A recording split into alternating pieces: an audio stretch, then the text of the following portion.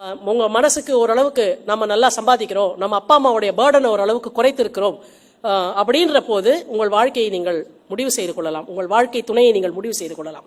ஆனால் பள்ளிக்கூடத்திலே படிக்கின்ற பொழுதோ கல்லூரியிலே படிக்கின்ற பொழுதோ இன்னும் உங்கள் வாழ்க்கையிலே நீங்கள் உங்களை நிலைநிறுத்திக் கொள்ளாத ஒரு சூழ்நிலையில் இந்த பைத்தியக்காரத்தனமாக சினிமாவிலே காட்டுகிறார்களே, யூனிஃபார்ம், ஸ்கூல் யூனிஃபார்ம் போட்டுக்கிட்டு லவ் பண்றதுன்னு, அந்த முட்டாள்தனத்தை மட்டும் உங்கள் வாழ்க்கையில் நீங்கள் செய்து விடாது.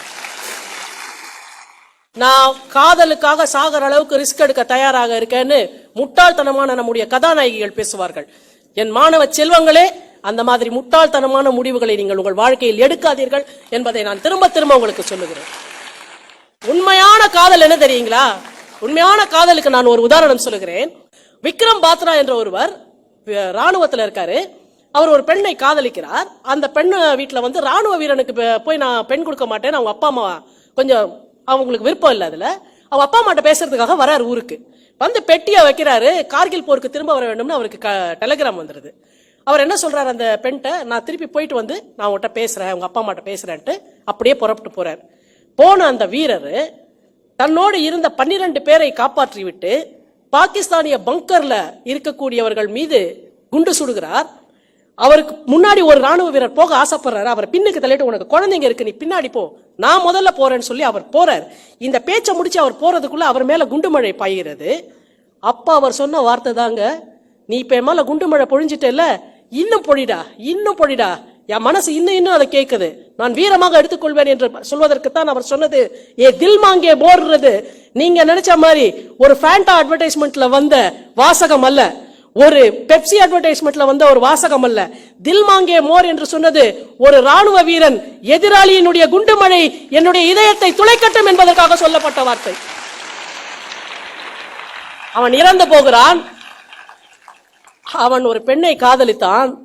அந்த காதலி இன்று வரைக்கும், எப்ப 99ல நடந்தது கார்கில் வார், இன்னைக்கு நம்ம என்ன இருக்கோம், we are going to reach 2019 இல்லையா? 20 ஆண்டுகளாக திருமணம் செய்து கொள்ளாமல் எங்கோ ஒரு கிராம பள்ளிக்கூடத்திலே ஆசிரியராக வேலை செய்கிறார். உண்மையான காதல் என்பதை வாழ்க்கையில் அதை வாழ்ந்துட்டு இருக்கவங்க கிட்ட நீங்க பார்க்கலாம். சினிமாக்குள்ள காட்டுற காதலை பார்த்துட்டு இதெல்லாம் காதல் நினைச்சுட்டு டெடி பேர் கொடுக்கறது காதல், ஒத்த கவிதை எழுதினா காதல், SMS பண்ணா காதல், பிட்சா வாங்கி கொடுத்தா காதல், இது எதுவுமே காதல் இல்லை. உங்க வாழ்க்கையை நீங்க முதல்ல நல்லா படிங்க, நல்லா வேலைக்கு போங்க, உங்களை நல்லா பார்த்துக்கோங்க.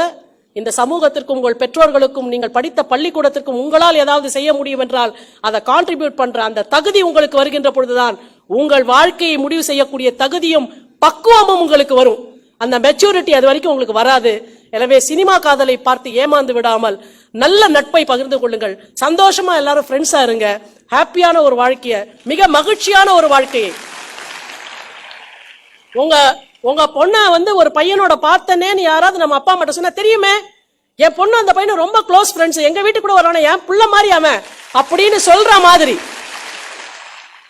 உங்க பையனை ஒரு பொண்ணோட பார்த்து நல்லா தெரியுமே, அவங்க சூப்பர் ஃப்ரெண்ட்ஸ், அவனுக்கே ஒரு தங்கச்சியே இல்லையா, அதனால இவ்வளவுதான் கொட்டிக்கிட்டே இருப்பான். இப்ப பாத்தீங்க எங்க வீட்டுல வளர்ற குழந்தைங்க சார்னு அடுத்தவங்க கோல் சொன்னாக்க நம்ம அப்பா அம்மா கவலைப்படாமல் இருக்கக்கூடிய நட்பானதாக நம்முடைய நட்பு இருக்க வேண்டும் என்பதிலே நீங்கள் கவனமாக இருந்தீர்கள் என்றால் எல்லா பெற்றோர்களுக்கும் அது மகிழ்ச்சியையும் மனநிறைவையும் தரக்கூடிய வாழ்க்கையாக இருக்கும் என்பதை சொல்லி, நமக்குள்ள பலவிதமான ஃபேமிலிஸ்ல இருந்து ஸ்டூடெண்ட்ஸ் வருவோம். நம்ம எல்லாருக்கும் ஒரு அவேர்னஸ் இருக்கணும். நாம பயன்படுத்தக்கூடிய பொருட்கள், நம்ம பக்கத்துல இருக்கக்கூடிய மாணவன், வரக்கூடிய மாணவன் கொஞ்சம் வறுமை நிறைந்த சூழல்ல இருந்து வரான்னாக்க அந்த மாதிரி பொருட்கள் அந்த மாணவன் எதிர நம்ம பயன்படுத்த கூடாதுன்ற அந்த சென்சிட்டிவிட்டி நமக்கு இருக்கணும். நம்ம பந்தா காட்டுறதுக்காக எல்லாத்தையும் பயன்படுத்தி பக்கத்துல இருக்க மாணவ மனசெல்லாம் உடஞ்சி போற மாதிரி நம்ம எந்த வாழ்க்கையும் நீங்கள் யாரும் வாழ்ந்து விடக்கூடாது எங்கள் என்று உங்களை கரம் கூப்பி நான் கேட்டுக்கொள்கிறேன். பக்கத்துல இருக்கவங்களை டிஸ்டர்ப் பண்ற மாதிரியா இருக்கக்கூடிய நம்முடைய பொருளாதார சூழலை நாம் வெளிக்காட்டிக் கொள்ளக்கூடாது. ஒன்றை ஆசைப்படுவதால் மட்டும் நாம் அதை அடைந்து விடுவதில்லை, அதற்காக உழைப்பதால் மட்டும் தான் நாம் அதை அடைகிறோம் என்று சுவாமி சின்மயா அவர்கள் சொல்வார்கள். NDA உடைய அந்த விளம்பரத்தை பார்த்தீர்கள் என்றால், நேஷனல் டிஃபென்ஸ் அகாடமி, உங்களுக்கு உண்டா அந்த துணிவும் துணிச்சலும் என்று கடைசியிலே ஒரு கேள்வி கேட்டிருப்பார்கள். நாம நேரா போய் ராணுவத்துல சண்டை போடக்கூடிய அளவிற்கு கூட அல்ல, ஆனால் இந்த தேசத்தை பற்றிய மதிப்பும் மாண்பும், இந்த தேசத்திற்காக உயிர் தியாகம் செய்யக்கூடியவர்கள் ராணுவ வீரர்கள், அவர்கள் கட்டிக்காக்கக்கூடிய இந்த தேசத்தை ஒற்றுமையுடைய தேசமாக நாம் கட்டிக்காக்க வேண்டும் என்ற அந்த உணர்வோடும் அந்த மொழி உணர்வும் தேசிய உணர்வும் ஒருங்கே பெறக்கூடியவர்களாய் நீங்கள் இருக்க வேண்டும். மகிழ்ச்சியாக இருங்கள். பெரியவர்களை மரியாதை செய்யுங்கள். உங்கள் எண்ணங்களை கௌரவமாக வெளிப்படுத்துங்கள்.